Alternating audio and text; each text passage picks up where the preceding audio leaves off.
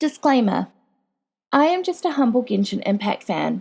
I do not own any of the rights to Genshin Impact, or any of the content within it, such as the lore books.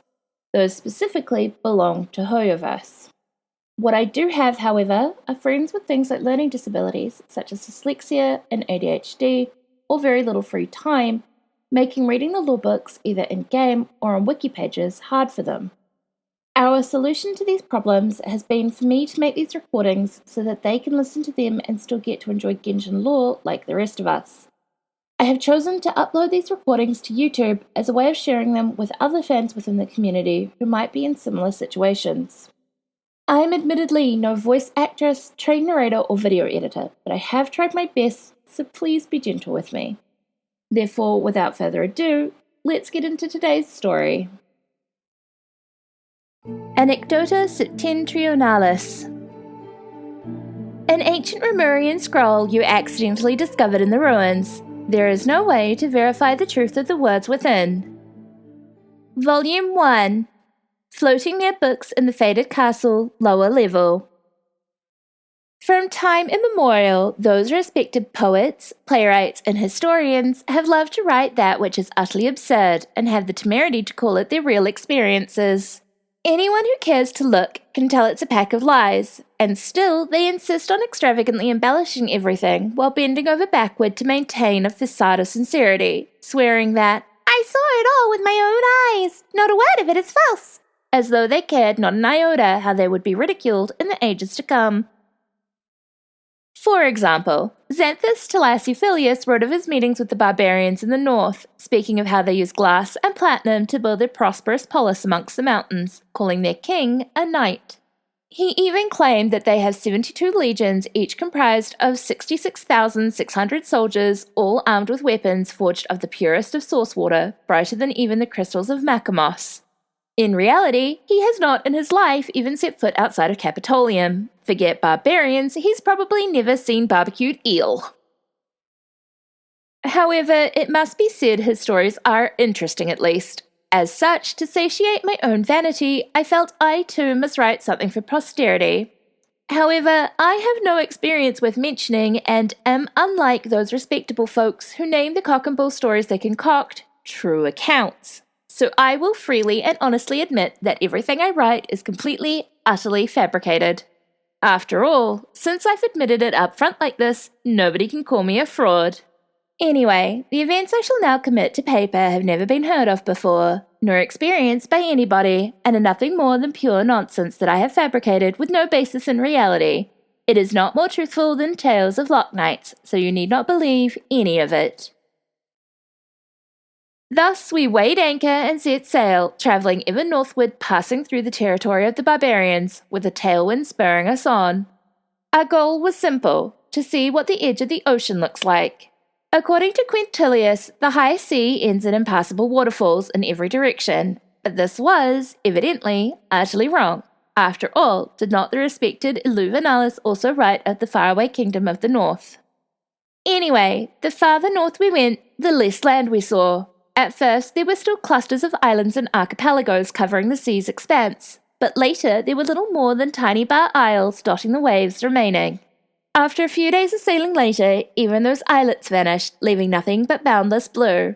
Fortunately, we had brought sufficient supplies of fresh water and food, and were in no danger of dying from thirst or starvation. We sailed for 79 days without sight of land. We were originally planning on turning back at that point, but to our surprise, on the 80th day, in the middle of the ocean, we were attacked. A group of bandits riding on the backs of giant birds blocked our path and asked us for potatoes. If you wish to know just how gargantuan those birds were, I can tell you that each of their feathers was as thick as the ocean pillars. With absolutely no hope of resisting, all we could do was fall to our knees and pray to Sebastos to deliver us, to let us live another day, and we swore to never travel so recklessly, or write baffling, believe it or not, travelogues. But in a flash faster than words could describe, warriors riding blubber beasts surged up beneath the sea's surface, each blubber beast larger than 50 sumpter beasts, their entire bodies draped in armor made of crystals, the scales of dragons, and cabbages, and they tore into the mass of birds, biting them until they cried for their mummies and daddies, and they soon fled without a trace. It was only then that we noticed that the appearance of those knights was completely different from that of us humans. They were more like bipedal bishops. With those eyes of his glowing with their strange light, the leader of the knights spent some time sizing us up before casually speaking with winged words. "Dear guests, are you merchants from Suriname?" We had not the slightest clue what kind of place Suriname was, so we told him the whole story, that we were seafarers from Remuria and wanted to see what the end of the ocean looked like. Volume 2. Floating near books in the faded castle, middle level. Hearing our words, he burst into laughter, and he laughed so hard that even the sail fin on his back shook. As he howled with laughter, he managed to say that there's no such place as Remuria, merely a fake history invented by the southern barbarians who, not having their own civilization, created a fictional empire that simply didn't exist. We said that no, we were Remurians, and he guffawed even louder, and asked us to provide some kind of reliable historical data or archaeological evidence that could prove Remuria really exists. We simply could not produce the proofs, and he assured us that these sorts of strange fantasies were not illegal in their lands, and so long as we did not eat Sansetias in public, we would still be honoured guests in the Empire of Solaris. He went on saying that based on our clothing, we probably weren't secret agents of the rebel army, but were likely travelling traders from Hyperborea. The Empire was currently in a state of civil war, and they hoped we could assist them in defeating said rebels. It turned out that the Solaris Empire has very advanced technology, and some decades ago, a philosopher named Lucilius invented a way for some people to obtain extraordinary abilities far exceeding those of ordinary mortals. But it came at a price. Their appearance would change to be unlike those of ordinary people. Some believed that this practice destroyed the purity of humanity, and those with special powers had but two options: to be slaves or to be destroyed utterly. And so the two sides quickly came to blows, and it was a fight to the death, with oceans of blood being spilled. I comforted him on the spot, telling him that in my opinion, this type of thing has been happening since ancient times. I could think of at least 20 plays on the spot, each revolving around this exact theme. This, too, was a reflection of just how the arts in Remuria were flourishing. Piscalentum's Tarentus at once praises humanity as being equal yet powerful creatures, while also describing how only a small number of people innately possess special powers, and has them go off and conquer and destroy all others. No? I recommended that they just stop researching technology to alter their humanity, and instead focus their efforts on technology to alter blubber beasts, as blubber beasts are far more likable than humans. He said he would consider my wise suggestion, but that the more pressing matter was exterminating the despicable traitors. So long as we were willing to lend a helping hand, he would give us the most powerful imperial blubberbeast mounts to ride, and we would lead 13 of his legions, each with 1,000,000 soldiers, for a total of 13 million soldiers, and outflank the enemy to their left. As he had saved us from a rebel attack, we assented to his request. Dear readers, everything I described above I saw with my own eyes. Not a word of it is false. As for the war that followed, it was even more unbelievable. I remember a blind slave who followed us singing thusly: "Sing, O musician, sing of the rage of the blubber beast which brought countless ills." And just like that, the army of blubber beasts rolled forward, swallowing everything in its path like all-devouring flames, and the earth trembled and shook beneath their flippers. We arrayed our forces in formation upon the plains, and the leading officer prayed to their god before drawing taut a bowstring and loosing, ending a dog hurtling towards the rebel forces. The sound of the silver bow was unmanning to all who heard, but the rebels were not to be outdone, and they sent forth 5 million giants armed to the teeth. These giants were enormous, each dozens of times larger than the golems made by Sebastos' own hand, and they were said to be the reinforcements that the rebels had adjured forth from the sea floor. Though these giants each had but one eye, well, such things are quite normal after all, the giants of which Pacuvius wrote are all like this, they had exceptional eyesight, and at the command of the rebel leader, they began to hurl bull fruit at our troops with astonishing accuracy. These fruits would burst upon impact with the ground, spitting out masses of bubbles. Should you be touched by a bubble, you would float high up into the sky until you flew straight into the sun. That is why the sun and bull fruit have a similar colour. As for the war's conclusion, respected playwrights throughout history virtually never write of such things. They wish to leave enough space for future stories. Out of respect for their traditions, therefore, I too shall go ahead and skip that part. Volume 3. On top of a staircase mechanism in the faded castle, middle level.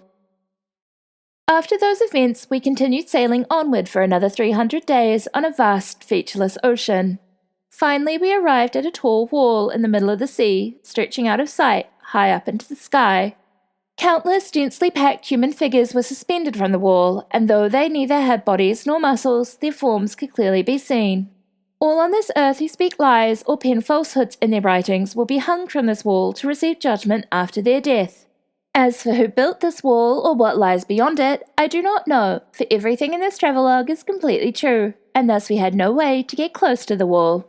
Hence, we promptly began rowing backward with all haste, doing our utmost to flee that place, and I hope never again to get anywhere close to it. That evening we arrived in a stretch of calm seas, close to a rather small island. Our freshwater supplies were nearly exhausted, so we made landfall in the hopes of replenishing them. It was then that every member of our party smelled a strange yet rich fragrance, and even the finest perfumes of Capitolium paled in comparison.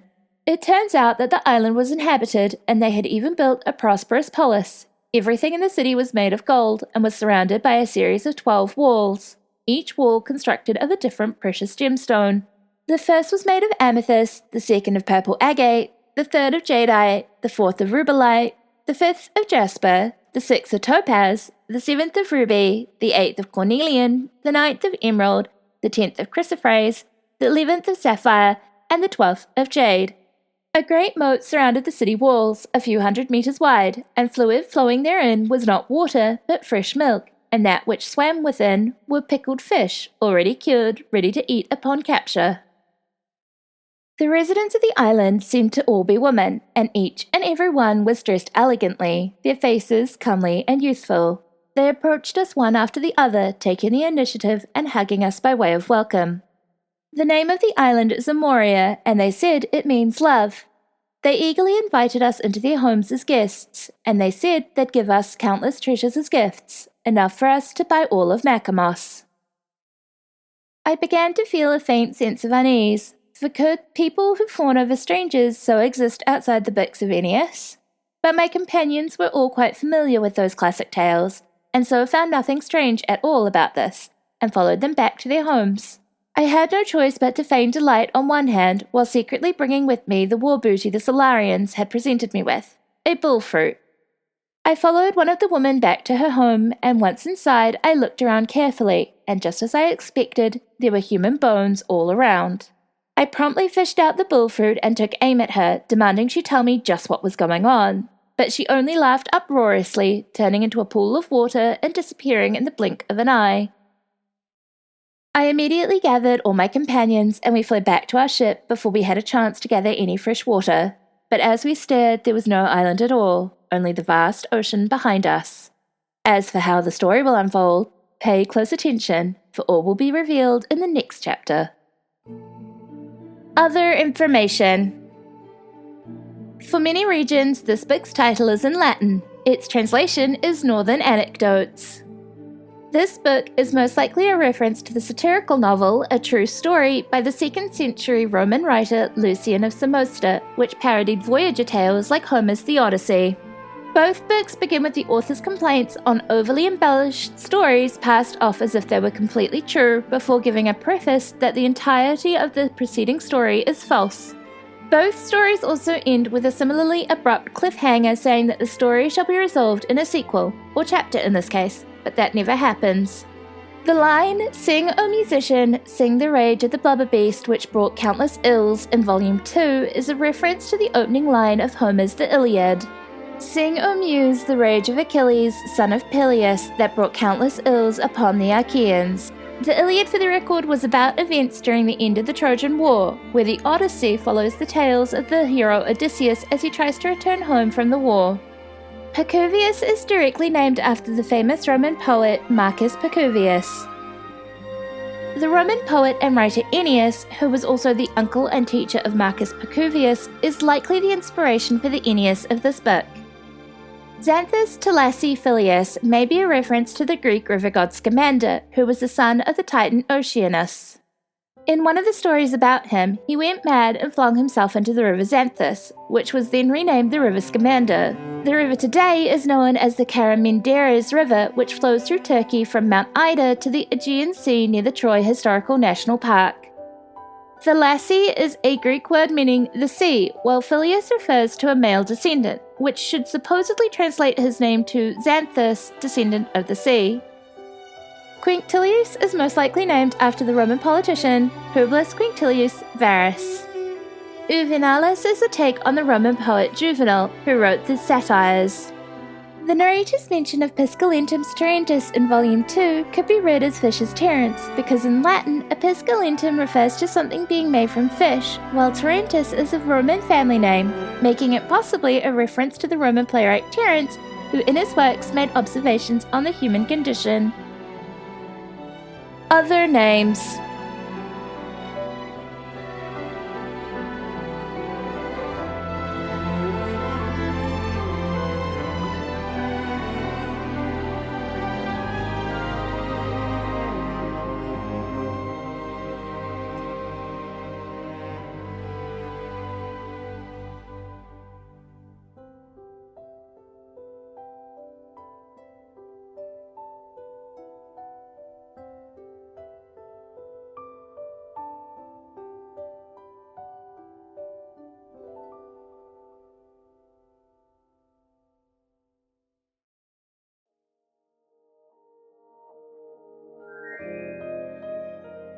If you made it this far, thank you so much for watching.